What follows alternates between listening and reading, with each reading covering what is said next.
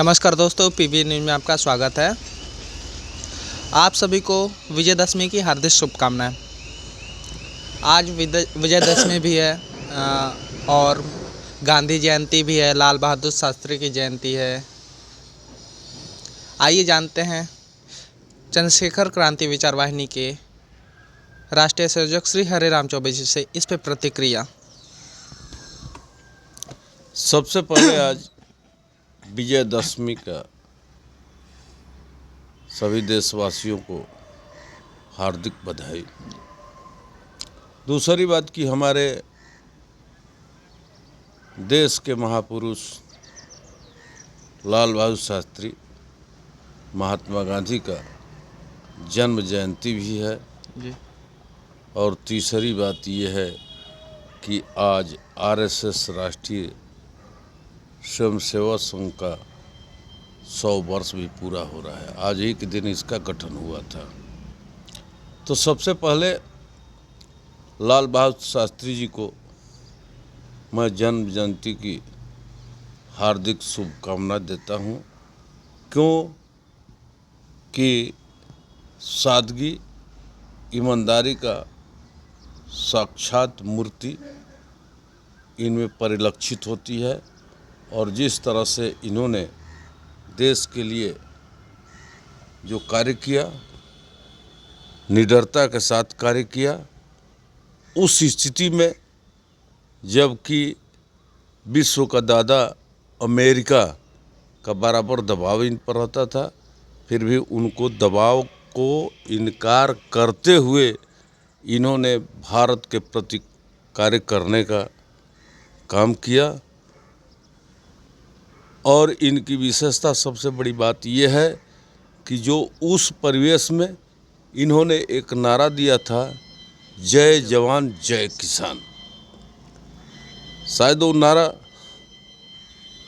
1965 में दिए, जब भारत पाकिस्तान का युद्ध हुआ था। उसके बाद अमेरिका के दबाव जब इन पर काफ़ी पड़ा था, लेकिन वो नारा आज भी प्रासंगिक है और आज भी मालूम पड़ता है कि उस नारे की आज भी आवश्यकताएं हैं और उसी पर देश का विकास भी हो रहा है, क्योंकि किसान और जवान ही इस देश की शान है। ऐसे तो बहुत से लोग नारा समय समय पर दिए हैं, बहुत से महापुरुष हमारे देश में हुए हैं, लेकिन उन नारों से जय जवान जय किसान का नारा आज भी बहुत ही प्रभावी ढंग से कार्य कर रहा है। रही बात महात्मा गांधी का, तो महात्मा गांधी के विषय में मैं ज़्यादा कुछ न कह करके जो स्थितियां बनी है वो बनी रहे, मैं उनका सम्मान करता हूं और दोनों महापुरुषों को कोटि कोटि नमन करता हूं। आरएसएस की ये 100वीं वर्षगांठ है, इस पे आप क्या प्रतिक्रिया देंगे? देखिए, आरएसएस एक वो संगठन है जो निस्वार्थ भाव से उसका लक्ष्य है राष्ट्र निर्माण एवं व्यक्ति निर्माण का, और वो अपने लक्ष्य की ओर बढ़ता गया। 1925 में 2 विचारधाराएं का संगठन भारत में बना, एक आरएसएस और दूसरा कम्युनिस्ट पार्टी। कम्युनिस्ट पार्टी एक आयातित विचारधारा थी जो कि 1925 से बनी और आज उस चारों ओर से भारत में विलुप्त होती जा रही है। अब छोटा मोटा एक कहने के लिए केरल में है, लेकिन अब हर जगह से इसकी प्रासंगिकता ख़त्म हो गई। इनके कुकृत्य, इनके चरित्र और इनके सोच को भारत की जनता जान गई। अब ये जो है धरातल पर भारत के कहीं भी ये दिखाई नहीं देंगे, ये प्राय लुप्त होते जा रहे हैं। और मेरा तो ये मानना है कि अगर 2029 का चुनाव हुआ लोकसभा में तो इनका नामो निशान मिट जाएगा, जिससे कि उत्तर प्रदेश में विधानसभा में कहीं नहीं है। बंगाल जैसे जगहों पर 30-34 साल ये राज्य किए, उसके बाद भी वहाँ पर नहीं है। त्रिपुरा में ख़त्म हो गया, अब केरल में एक बचा है, वहाँ से भी एक ख़त्म होने जा रहे हैं। तो ये आयातित विचारधारा थी और भारत के संस्कृति से इनका कोई मेल मिलाप नहीं, ये धूर्त किस्म के लोग थे। रही बात आरएसएस की, तो आरएसएस एक भारत के प्रति, भारत के आस्था, भारत के संस्कृति और भारत के लोगों का जो मानसिक स्थिति है और जो देश का स्वरूप है, उसके अनुसार राष्ट्र निर्माण और व्यक्ति निर्माण की जो बातें किया, आज वो सफल है। आज उस सफलता के चरम सीमा पर है, क्योंकि आज संघ के राष्ट्रपति भी उसी के हैं, उपराष्ट्रपति भी उसी के हैं, प्रधानमंत्री भी आरएसएस के ही है और लोकसभा अध्यक्ष भी आरएसएस है। तो कहने का तात्पर्य है कि आरएसएस अपने मिशन में सफल है।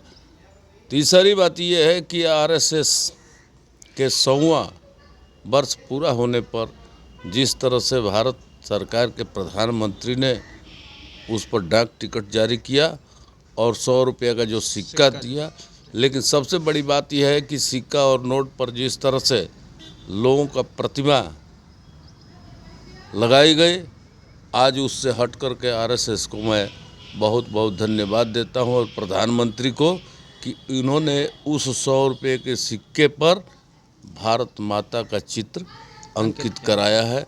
इसके लिए भूरी भूरी प्रशंसा भी करता हूं।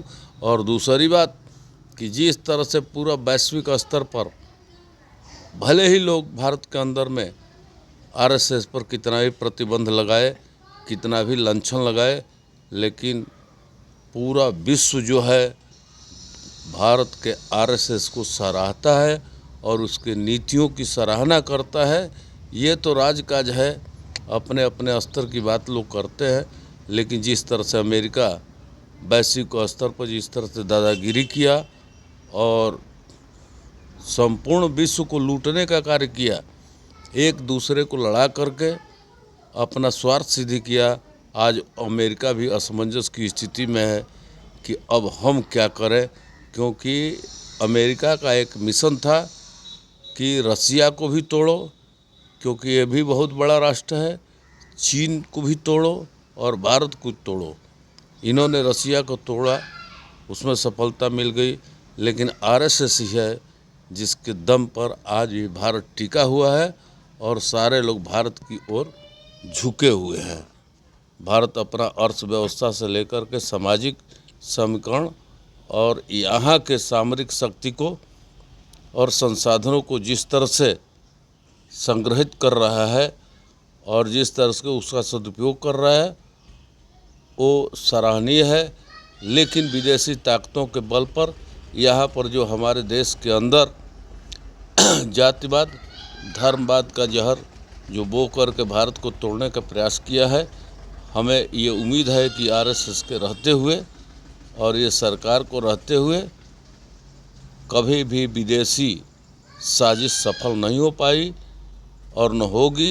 कारण कि जिस तरह से आज लेह लद्दाख से लेकर के हर जगह, बरेली से लेकर के हर जगह जो कार्य हुआ, ये विदेशी ताकतों के इशारे पर हमारे ही लोग अंदर जो जयचंद मिर्जाफर और मान सिंह बैठे हुए हैं, इनके सहारे से ये कार्य किया जा रहा है। और मैं इस बात के लिए प्रदेश सरकार और केंद्र सरकार को बहुत धन्यवाद देता हूं कि ऐसे ताकतों का चोच यहाँ पर लगने वाला नहीं है और आने वाले समय में इन विरोधी ग्रुपों को और ज़्यादा सख्ती से कुचलना चाहिए।